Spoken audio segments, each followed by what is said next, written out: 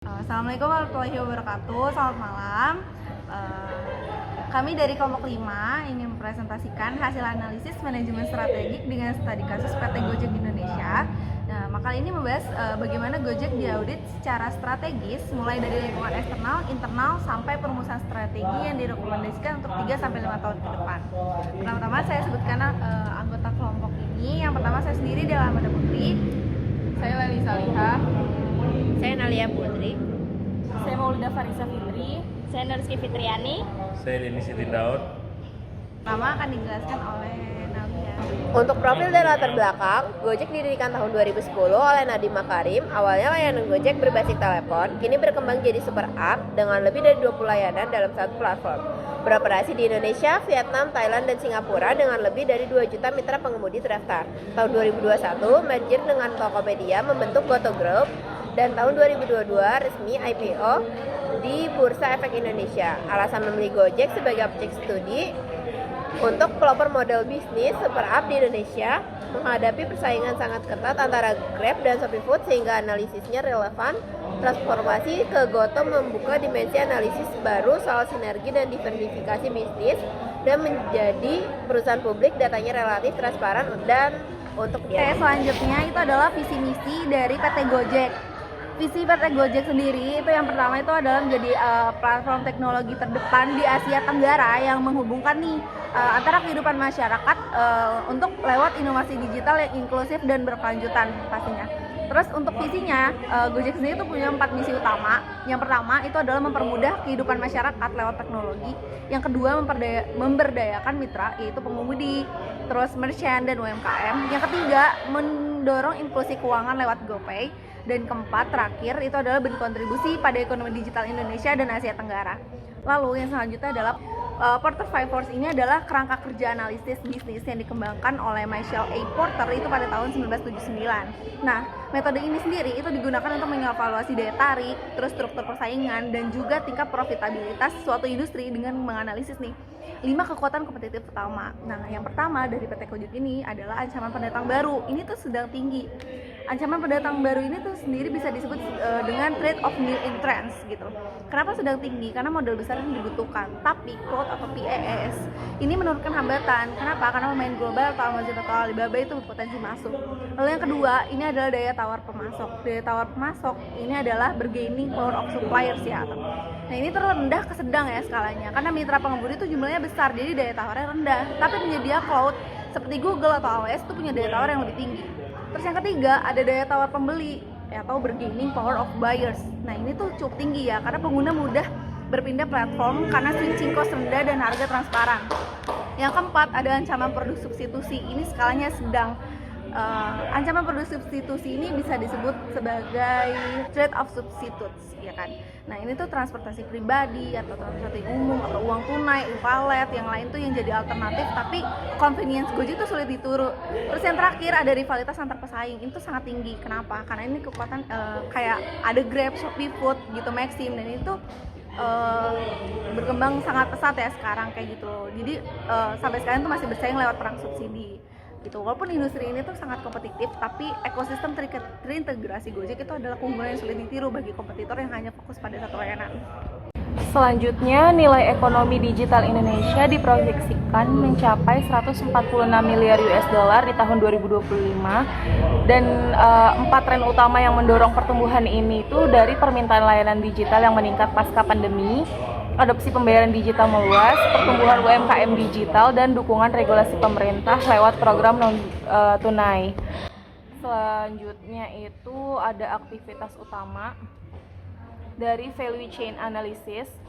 Nah, yang pertama itu ada inbound logistik, itu pengelolaan mitra pengemudi dan merchantnya. Terus yang kedua ada operasi inti teknologi, yaitu algoritma matching dan dynamic pricing. Terus yang ketiga ada outbound logistics, ini itu untuk pengalaman pengguna. Yang keempat ada marketing and sales, itu brand awareness yang tinggi tapi biaya akuisisi pelanggan juga tinggi. Dan yang terakhir layanan purna jual, di sini itu sistem rating 2 arah dan customer service. Berikutnya ada matrix SWOT. Pertama ada strength, yaitu strengthnya di brand awareness tertinggi, yaitu ada di ekosistem super app. dan ada di jaringan mitra terbesar. Yang kedua ada weakness. Weaknessnya itu ada di biaya operasional dan subsidinya tinggi.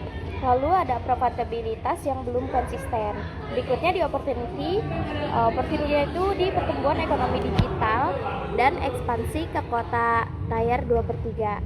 Berikutnya ada threats, yaitu persaingan ketat antara Grab dan Shopee Food, dan regulasi yang terus berkembang. Berikutnya ada strategi kombinasi SWOT, yaitu yang pertama ada SO, Strength Opportunity, ekspansi GoPay ke kota tier 2/3 lewat jaringan mitra, dan kembangkan Go UMKM terintegrasi. Berikutnya ada WO, Witness Opportunity, diverifikasi ke B2B atau bisnis to bisnis seperti GoCorp dan Go Logistik untuk kurangi ketergantungan subsidi. Itu ada ekspansi ke ASEAN juga. Lalu ada ST, yaitu Strength Trades, yaitu perkuat loyalitas Go Club untuk menaikkan switching cost pelanggan. Itu investasi keamanan siber. Berikutnya ada WT, Weakness Trades, yaitu AI Drive Cost Optimization, itu dialog proaktif dengan regulator. Selanjutnya yaitu penjelasan mengenai QSPM atau Quantitative Strategic Planning Matrix, yaitu membandingkan dua alternatif strategi secara objektif menggunakan bobot dan skor daya tarik atau attractive score dari setiap faktor SWOT kritis. Dan untuk strategi A itu ekspansi digital dan GoPay ke tier 2/3, itu total skor atau TAS-nya itu 3,7. Lalu untuk strategi B itu optimasi profitabilitas dan B2B growth, total skornya atau TAS-nya itu 3,54.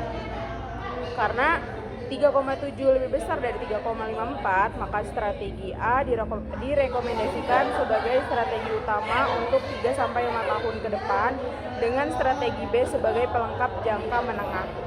Nah, untuk faktor dengan bobot tertinggi yang paling menentukan hasil yaitu brand awareness, ekosistem super app, biaya operasional tinggi, dan pertumbuhan ekonomi.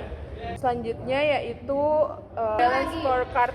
Yang pertama itu keuangan, itu di adjust EBITDA margin ditarget naik dari -5% ke +2%. Selanjutnya untuk pelanggannya itu monthly active user ditargetkan naik dari 55 juta ke 70 juta.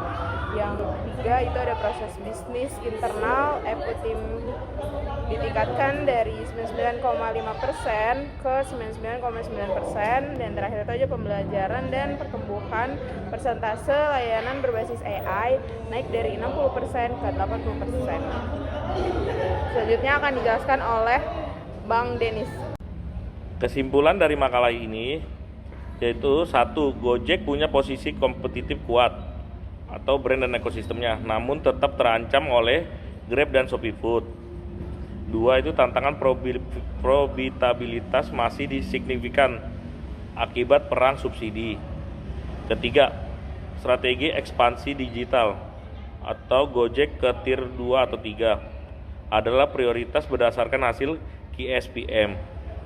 Yang 4, balance scorecard berfungsi sebagai peta jalan implementasi yang terukur. Rekomendasi strategi atau roadmap. Jangka pendek 0-12 bulan. AI driven cost optimization, percepat GoPay agent ke 50 kota. Tier 2/3, luncurkan Go UMKM 2.0.